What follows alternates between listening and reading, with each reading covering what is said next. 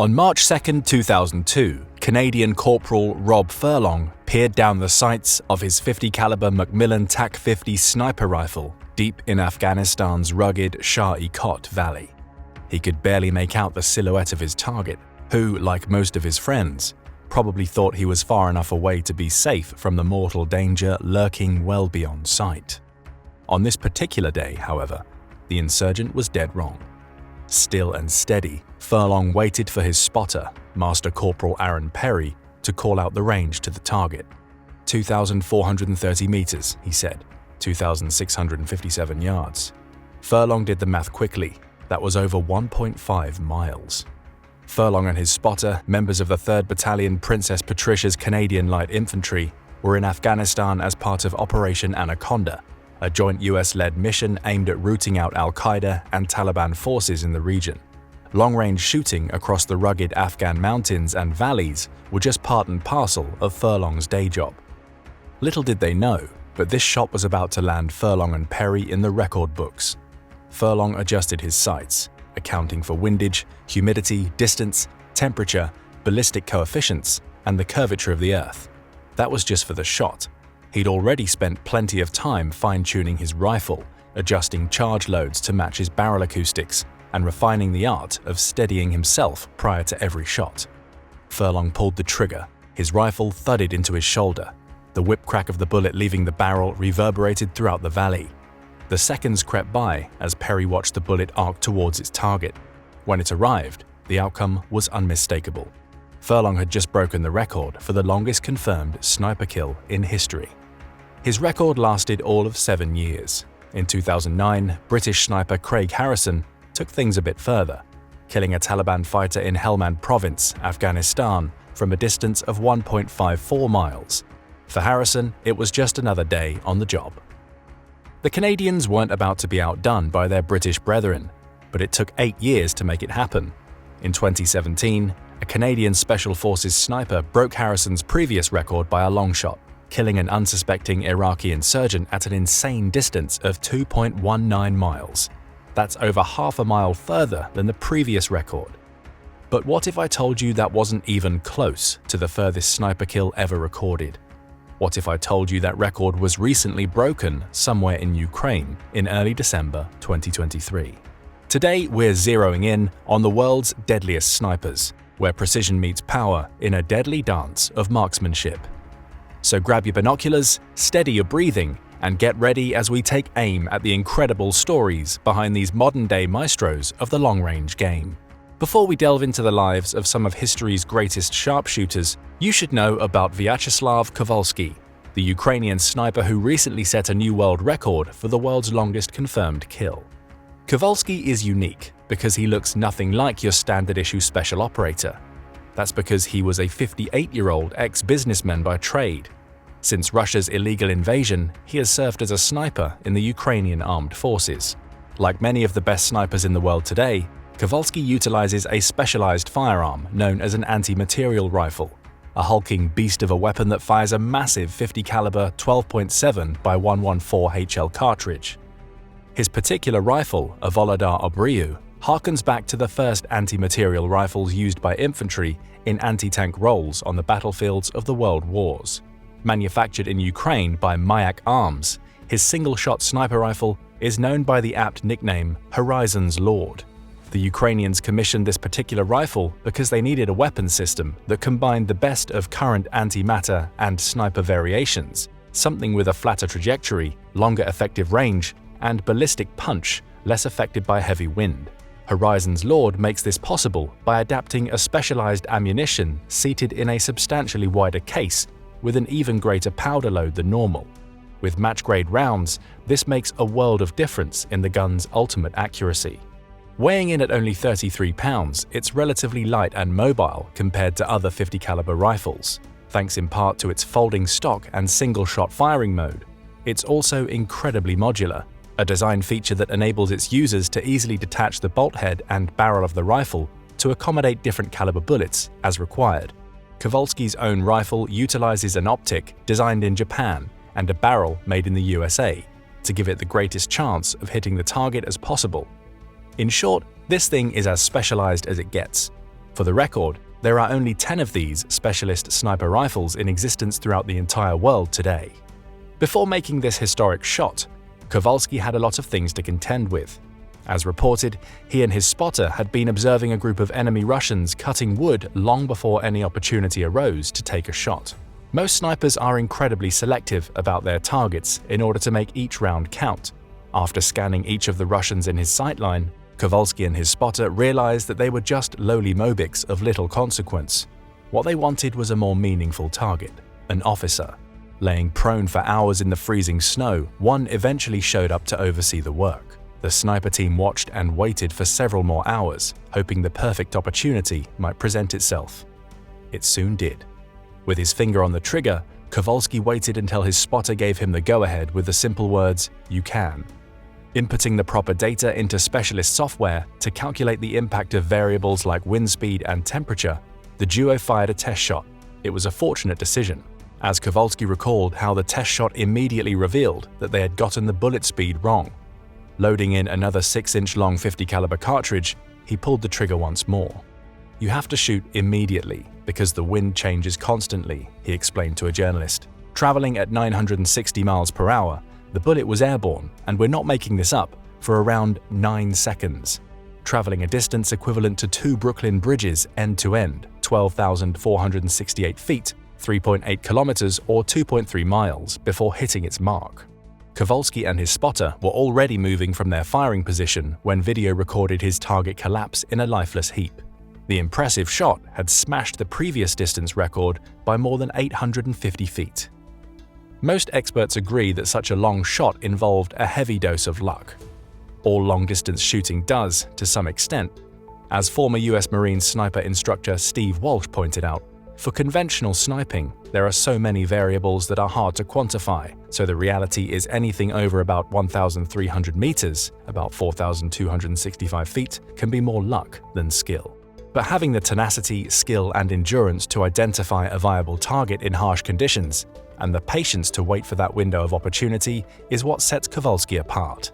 It's these crucial skill sets that made the 3 other expert snipers we discussed today true masters of their craft. If you ever speak to a Finnish person about their country's military history, chances are you won't get far until the conversation comes around to sniping juggernaut and bona fide war hero Simo Häyhä, known to his countrymen as the White Death. In the freezing winter of 1939, the Soviet Union launched an invasion against Finland, initiating what would become known as the Winter War. In the midst of this brutal conflict, Häyhä emerged to become the deadliest sniper the world has ever known.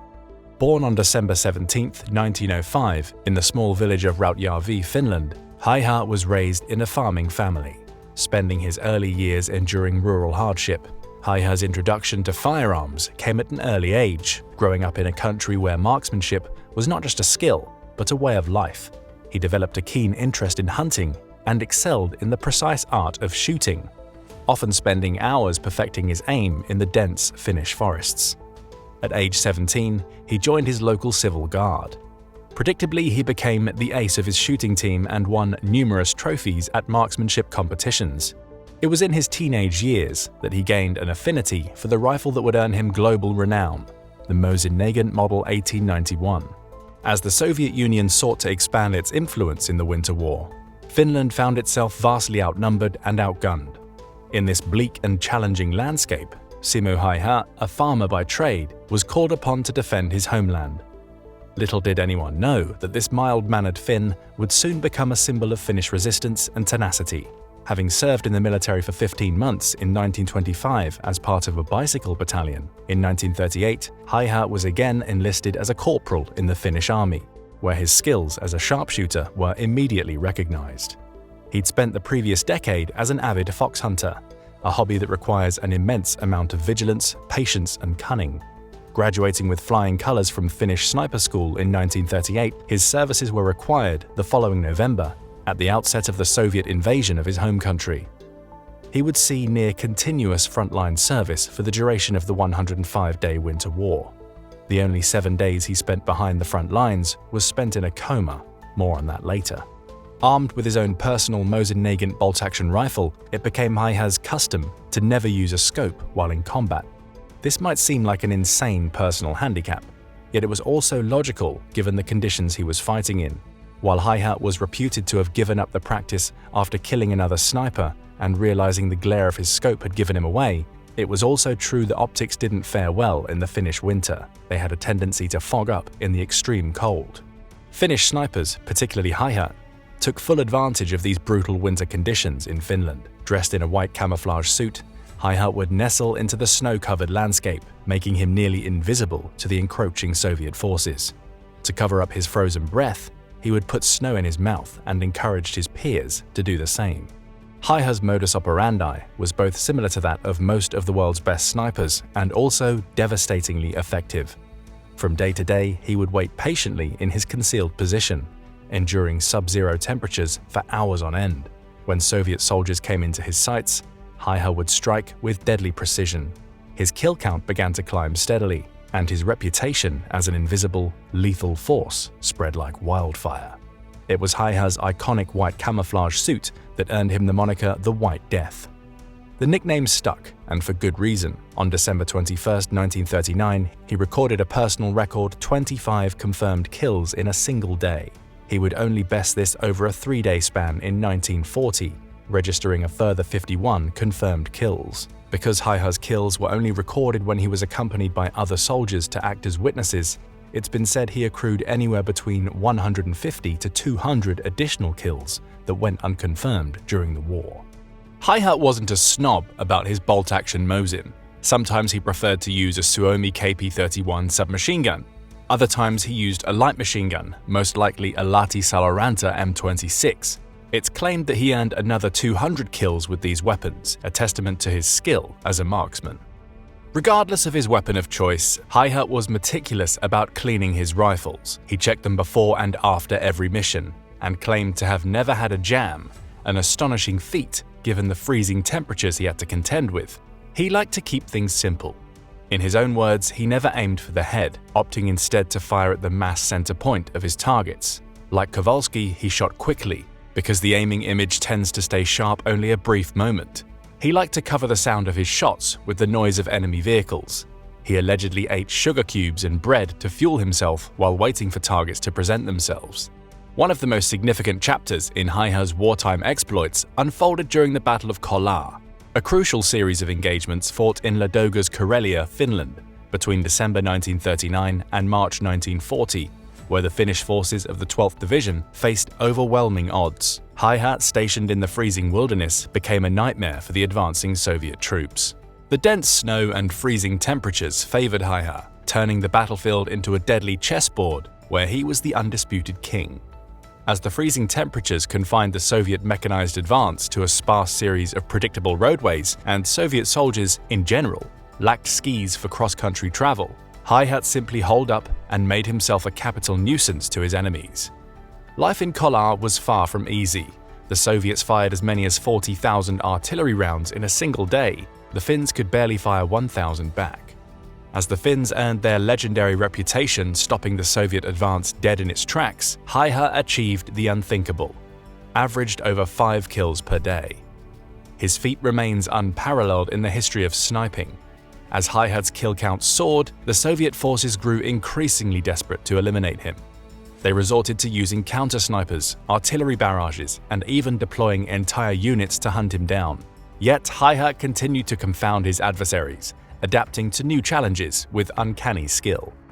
During a fateful encounter, Häyhä faced off against a Soviet sniper, and the battle of wits and marksmanship that ensued became legendary. Häyhä's patience, camouflage expertise, and unerring accuracy proved superior as he eliminated his opponent and continued his reign of terror against the Red Army. Repeatedly, the Finnish line around Kolar buckled as the Soviets penetrated further into Finland. It never, however, broke altogether, as the Finns mounted desperate counterattacks to reclaim lost territory, often at great cost of their own. The relentless nature of warfare eventually caught up with Simo Häyhä in the final week of the Winter War. On March 6, 1940, while on a mission near Lake Ulismainen to eliminate Soviet soldiers, Häyhä was shot in the jaw with an explosive round fired by an enemy soldier. Technically, explosive projectiles were banned by the St. Petersburg Declaration of 1868 and in subsequent Hague regulations, but predictably, the Soviets didn't care. The impact of the bullet shattered Häyhä's lower face and left him in a coma for several days. The record is still unclear as to what exactly happened between his wounding and his eventual internment in a Finnish hospital. Some say he was helped to safety by his cousin, others that he crawled to safety by himself. Another claims he was discovered at the bottom of a pile of wounded and dead soldiers when someone saw his leg move. Remarkably, after a week in a coma, Häyhä regained consciousness on March 13th, the day peace was declared between Finland and the Soviet Union. The White Death had survived, but the wounds he sustained during the conflict would have lasting consequences. The bullet had caused severe damage, necessitating 26 extensive surgeries over a span of 14 months to repair and leaving Häyhä with permanent facial disfigurement. To illustrate the extent of his injury, doctors had to form part of his new jaw out of an extracted piece of his hip bone. Despite the physical toll, his indomitable spirit endured. The Winter War concluded in March 1940 with the signing of the Moscow Peace Treaty, and Finland managed to preserve its independence against all odds. Simo Häyhä, having survived the war, returned to civilian life. His wartime achievements were recognized with the honorary title of Second Lieutenant and the award of the Cross of Kolar, among 7 other medals. Despite his wounds, Häyhä's spirit remained unbroken. He went on to live a quiet and modest life. Barred from further military service, he became a horse collector for the Finnish army. He lived at his brother's humble farm after the war until the Finnish government gave him one of his own in 1961. His lone wolf persona extended into his peacetime life. Häyhä never married. He remained an avid hunter, became a dog breeder, and won the Ruokolahti Hunting Society's Game Cup 5 times in a row. He got his victory over his Soviet enemies in the end, outliving the Soviet Union by 10 whole years before his eventual death in 2002 at the age of 96. Häyhä claimed he didn't feel anything towards the enemy. A superb marksman, he was nevertheless eminently practical and simple in his approach. In his own words, he just shot every time I saw an enemy. I didn't care if he was a commander or not. Lyudmila Pavlichenko and the Sniper War on the Eastern Front. Häyhä's enemy during World War II were no slouches in the marksmanship department either. There were so many excellent Soviet marksmen on the Eastern Front, it's a subject that probably deserves its own video. Browse any list of the most prolific snipers in history, and you will find that over half of the top entries were Soviet snipers gunning their way into history on the bloody Eastern Front of World War II, with dozens of men and women with hundreds of accredited kills to their names. There are several compelling reasons why. 1. Landscape and terrain.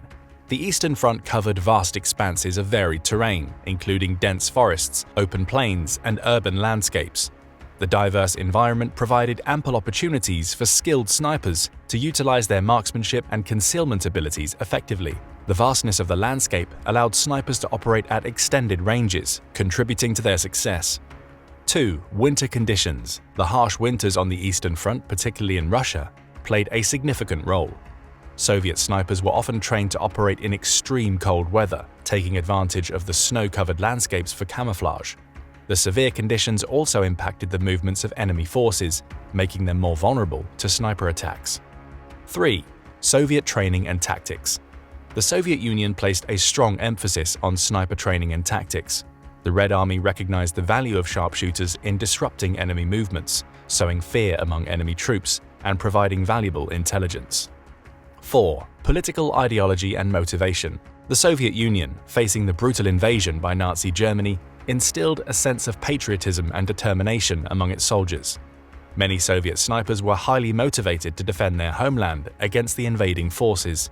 The ideological motivation, coupled with the brutality of the war on the Eastern Front, contributed to the exceptional dedication and effectiveness of Soviet snipers. 5. Scarcity of resources. The Soviet Union faced resource constraints, and snipers provided a cost-effective means of countering the technologically superior German forces. A skilled sniper armed with a precision rifle could neutralize enemy personnel and equipment at a relatively low cost compared to other military assets. 6. Women in combat roles. The Soviet Union notably integrated women into combat roles, including sniper positions. Women like Lyudmila Pavlichenko and others played pivotal roles as snipers on the Eastern Front. Their inclusion demonstrated a progressive approach to utilizing all available resources in the face of a dire threat. 7. High stakes and intensity of combat. The Eastern Front was characterized by the sheer intensity and brutality of combat. In such an environment, the skills of a sniper, precise shooting, stealth, and adaptability become invaluable. The constant threat of encirclement and the fluid nature of the front lines necessitated the use of sharpshooters to counter enemy movements. Add up all these reasons and you've got the perfect storm for Soviet snipers to thrive. Of these, you've probably heard of at least a few of them. There was Vasily Zaitsev, the sharpshooter who became one of the most iconic Soviet snipers of all time. Volunteering for the Soviet army when war came in 1940, his talents were praised during the urban stalemate at Stalingrad as he honed his skills in the rubble-strewn streets of the city. Armed with a simple 3-line rifle M1891 Mosin Nagant for the duration of the war, he eventually demonstrated his prowess with an impressive 800-meter kill, sparking his acclaimed reputation and a 4-power telescopic sight for his rifle in return. Zaitsev's most notable achievement occurred in late 1942, when he engaged in a sniper duel with German sniper Major Erwin Koenig. The battle of wits and marksmanship unfolded in the ruins of Stalingrad, with Zaitsev ultimately emerging victorious. That was just one of 11 sniper duels Zaitsev was said to have won during the war. Credited with 242 confirmed sniper kills over the short span of just 4 months, the Red Army captain's wartime exploits were later popularized in William Craig's book Enemy at the Gates and the subsequent film adaptation. There were plenty of others who, like Zaitsev, became well-known Soviet dealers of death during World War II. Take Ivan Sidorenko, for example, who was literally called the Whispering Death. Sidorenko had been a college and high school art student turned dropout when he decided to enlist in the Soviet armed forces.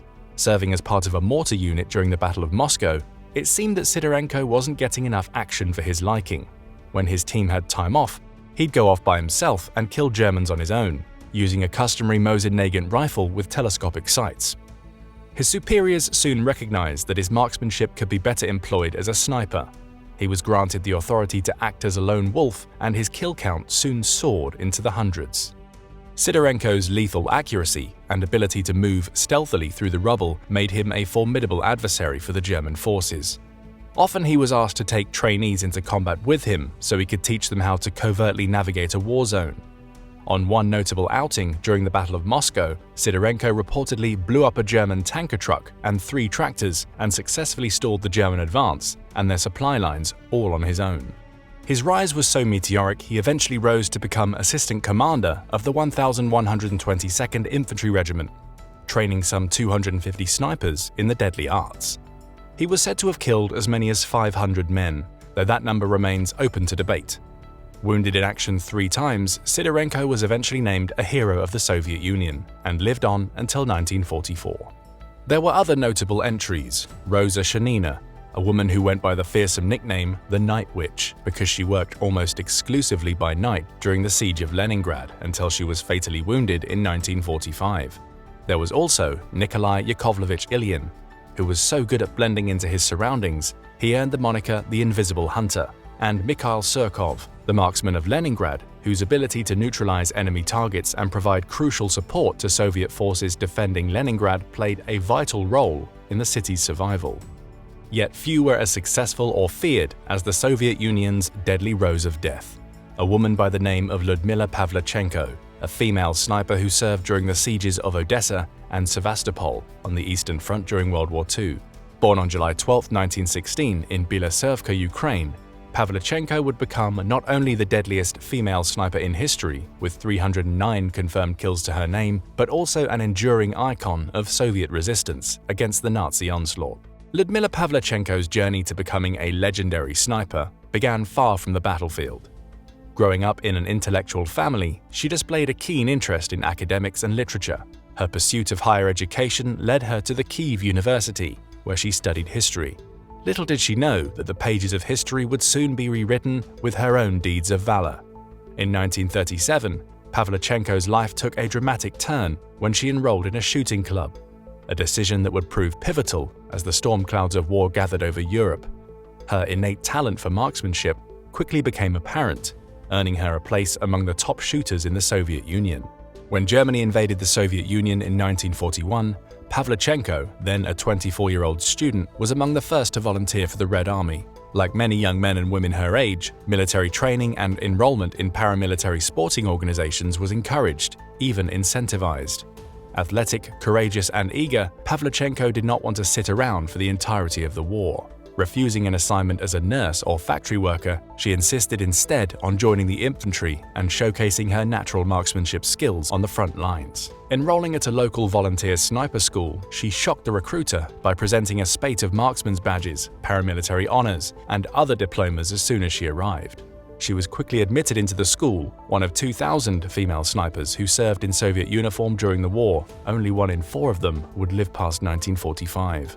Part of the reason women like Pavlichenko were able to walk the sniper's path during the war was thanks in part to the legendary exploits of Finnish sniper Simo Häyhä, whose incredible return of more than 500 Soviet soldiers more than illustrated the practicality of training capable sharpshooters who could embed themselves seamlessly into every major unit command. Pavlichenko's baptism of fire occurred during the desperate Soviet defense of the approach to Odessa in July 1941, a crucial Soviet naval base in southern Ukraine. Assigned to the Red Army's 6th Chapayev 25th Rifle Division and given a Mosin Nagant with a 4-power telescopic sight and 120 cartridges, Pavlichenko's unit contended with German and Romanian forces advancing in the region. She later reflected how she knew her task was to shoot human beings. In theory, that was fine, she said, but I knew that the real thing would be completely different. There were 3 major Soviet defensive networks stretching in a perimeter around Odessa at the time. Pavlichenko's No. 2 company found itself front and center when the German onslaught began. In her first encounter with the enemy, a group of soldiers traversing an open field within full view of her hilltop position, she froze. She simply could not bring herself to pull the trigger. The shock report and concussive crack of fire all around her ripped her back to reality. With a terrible sound of a hammer striking a melon, she realized that her fellow comrade had taken a fatal and disfiguring round to the head. After that, she said, nothing could stop me. A few days later, her and an observer crawled through the protective perimeter and into no man's land to watch for advancing German troops. 3 soon found themselves in her crosshairs. According to one historian, this time she did not hesitate. As soon as her target paused to look around, she took a deep breath and squeezed the trigger. Even before the impact of the bullet slapped him to the ground, she had already acquired and killed the 2nd German. The 3rd panicked and fled before she could finish him. It was a rapid rise for the deadly rose of death. Granted a fair degree of autonomy to roam the battlefield and demoralize the German invaders, she quickly distinguished herself, killing 100 in her first 28 days and 187 Germans in her first 75 days in combat. Pavlichenko was known for her ability to remain motionless for up to 18 hours at a time, relying on dry bread and water for sustenance, conducting bodily functions in place, all just to fulfill her mission. Few could dispute the danger at play. Any sniper discovered by the enemy was summarily put to death. Like Häyhä, she preferred to work during inclement weather, artillery barrages, and large vehicle movements where external noise could suppress the sound of her rifle. It was rare that Pavlichenko would fire more than once. She employed a series of ingenious ploys to keep herself alive while provoking the enemy, tying strips of cloth to bushes to flutter and distract an enemy observer, erecting a clothing store mannequin as a temporary target, climbing trees to observe the enemy, and using foliage for concealment. She was not immune to injury. Once on October 9, 1941, a splinter from a shell whizzed through her cap and gashed her scalp. She was released from the hospital just a few days before Odessa fell to the Germans. Several months later, she would be riddled by bomb shrapnel, an injury that would put her out of the war for the duration. The Battle of Sevastopol on the tip of the Crimean Peninsula marked a turning point in Pavlichenko's wartime career. For 9 months amidst the ruins of the city, she continued to deliver devastating blows to the enemy, earning the respect of her comrades and instilling fear in the hearts of the Germans. Her remarkable ability to eliminate targets, including some 36 enemy snipers and countless other officers, showcased not only her technical skill, but also her strategic acumen. By the end of the Sevastopol campaign in July 1942, Pavlichenko's kill count stood at over 300 confirmed kills. A staggering number that placed her among the elite ranks of snipers in the world. She did this enduring hellish conditions, growing thin and gaunt, crawling into her prepared hide around 3 a.m. each and every day, often waiting up to 2 days for a single shot, and most days killing 1 or 2 German soldiers. The 300 Soviet snipers employed at the spit of land around Sevastopol killed some 10,000 German soldiers between them. equivalent to the fighting strength of nearly an entire division. For her contributions as the top sniper, Pavlichenko won a battlefield promotion to junior lieutenant.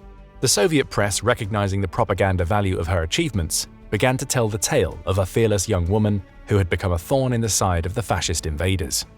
Consequently, news of Pavlichenko's exploits spread beyond the Eastern Front, and the Soviet leadership recognized the potential to garner support from the Allies, particularly the United States. In 1942, Pavlichenko embarked on an historic tour of the US, becoming the first Soviet citizen to be received by a sitting US president. During her American sojourn, Pavlichenko captivated audiences with her tales of combat and her unapologetic stance as a female warrior. She toured cities, addressed crowds, and met influential figures, including President Franklin D. Roosevelt. Her visit not only bolstered Soviet-American relations but also shattered stereotypes about women's roles in war. Despite her international fame, Pavlichenko remained committed to the fight on the Eastern Front. She returned to active duty, becoming a sniper instructor near Moscow until 1945, when she was discharged from the military at the rank of major. She would return and complete a postgraduate degree in history and spent her life as a historian until her death in October 1974. Lyudmila Pavlichenko's legacy extends beyond her wartime exploits. She became an enduring symbol of female empowerment and a testament to the indomitable spirit of those who stood against the forces of tyranny. Her story remains an inspiration to generations, proving that in the crucible of war, a young woman armed with a rifle can change the course of history. In the unforgiving jungles of Vietnam, one name stood out as a beacon of skill, patience, and unparalleled marksmanship: Carlos Hathcock. Born on May 20, 1942 in Little Rock, Arkansas, Hathcock would go on to become one of the most legendary snipers in the history of modern warfare, earning a reputation as the White Feather for the distinctive plume he wore in his hat. Carlos Hathcock's journey toward becoming a sniper began in the backwoods of Arkansas. Raised in a family of hunters, he developed a natural affinity for firearms from a young age. As a teenager, from time to time, Hathcock enjoyed long jaunts through the forest hunting imaginary Japanese soldiers with the German Mauser, which his father, a veteran of 2 wars, brought back from World War II. More frequently, the things he killed were brought home to feed his family. Hathcock's proficiency with the rifle was evident early on, setting the stage for a military career that would see him become a master of his craft. Enlisting in the Marine Corps at the age of 17, Hathcock found his calling as a marksman. His exceptional shooting skills were quickly recognized as champion of various shooting championships, and he soon became an instructor at the Marine Corps Scout Sniper School in Quantico, Virginia. As the United States became deeply embroiled in the Vietnam War, Carlos Hathcock found himself in the thick of the conflict, deploying to South Vietnam in 1966. His reputation as a sniper of unparalleled skill quickly spread among both allies and enemies. Hathcock's preferred weapon was the M40, a bolt-action rifle with a scope, which he customized for maximum accuracy. His methods were unconventional, often eschewing standard sniper tactics to employ his own brand of cunning and patience. Hathcock became a master of concealment and camouflage, blending seamlessly into the dense Vietnamese jungles. In Vietnam, every kill had to be confirmed by a spotter and a third party who had to be an officer. Since there were many times where one was not present, far more than Hathcock's 93 kills went unconfirmed. Estimates place his total kill tally at around 300 to 400 PAVN and Viet Cong personnel all told.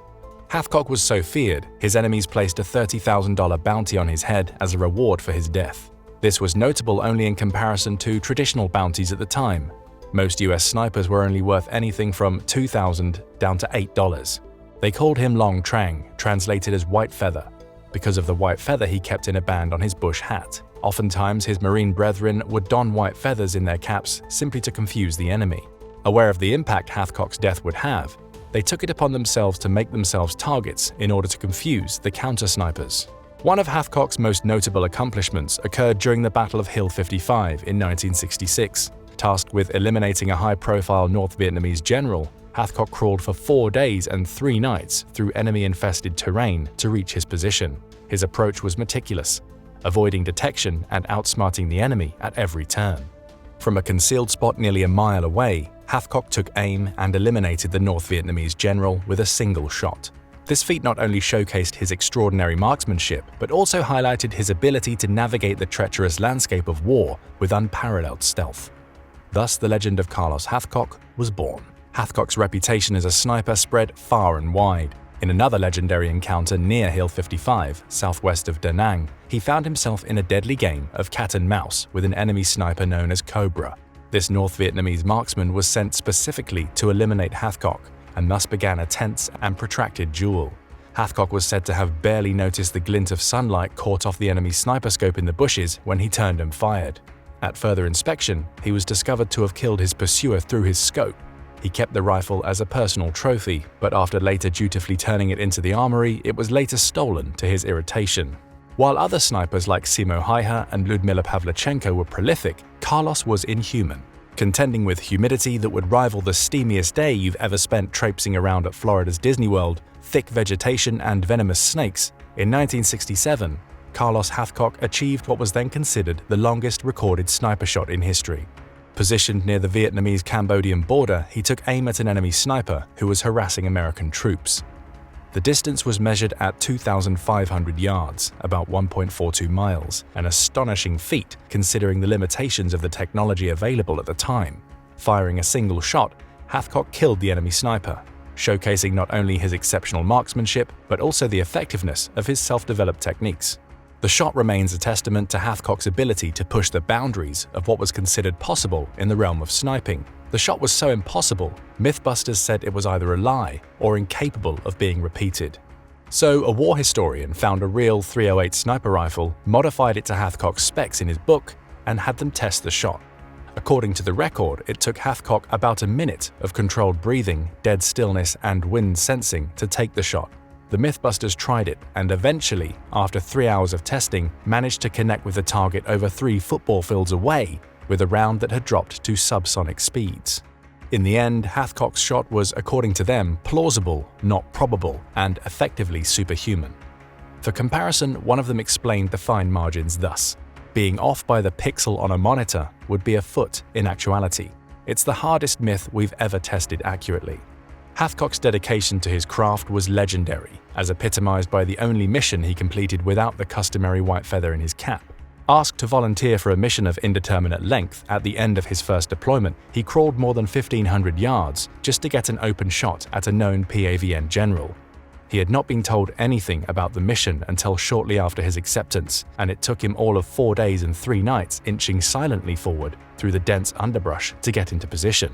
According to Hathcock himself, he was almost stepped on as he lay camouflaged with grass and vegetation in a meadow shortly after sunset, was nearly bitten by a bamboo viper, and yet still had the presence of mind to avoid moving and giving up his position. As the general exited his encampment, Hathcock fired a single shot that struck the general in the chest, killing him. Injured in a mine explosion near the end of his second tour of duty in Vietnam, Hathcock returned to the United States in 1967 as a highly decorated Marine. He received the Silver Star, Purple Heart, and Navy Cross, among numerous other awards for his valor and exceptional service. However, the toll of war was not just physical. Hathcock struggled with the mental and emotional aftermath of his experiences. In his later years, Hathcock faced health challenges and the haunting memories of war. He became an advocate for veterans' rights and spoke openly about the mental health issues that many servicemen and women faced upon returning home. For the better part of a decade, he helped establish the Marine Corps Scout Sniper School in Quantico, Virginia. Hathcock's philosophy was simple. He once claimed that he owed his survivability to his innate ability to get in the bubble, put himself into a state of utter, complete, absolute concentration, first with his equipment, then his environment, in which every breeze and every leaf meant something, and finally on his quarry. After the war, a friend showed him a passage written by Ernest Hemingway. Certainly there is no hunting like the hunting of man, and those who have hunted armed men long enough and like it never really care for anything else thereafter. He copied Hemingway's words on a piece of paper. He got that right, Hathcock said. It was the hunt, not the killing. Later reflecting on his career, Hathcock remarked, "I like shooting and I love hunting, but I never did enjoy killing anybody. It's my job. If I don't get those bastards, then they're going to kill a lot of these kids dressed up like Marines. That's the way I look at it." Painful injuries sustained in Vietnam came back to haunt him until his death. Eventually diagnosed with multiple sclerosis, Carlos Hathcock passed away on February 22, 1999, leaving behind a legacy that transcends the battlefield. His impact on modern sniper tactics, his record-breaking achievements, and his legendary duels have made him an enduring figure in military history.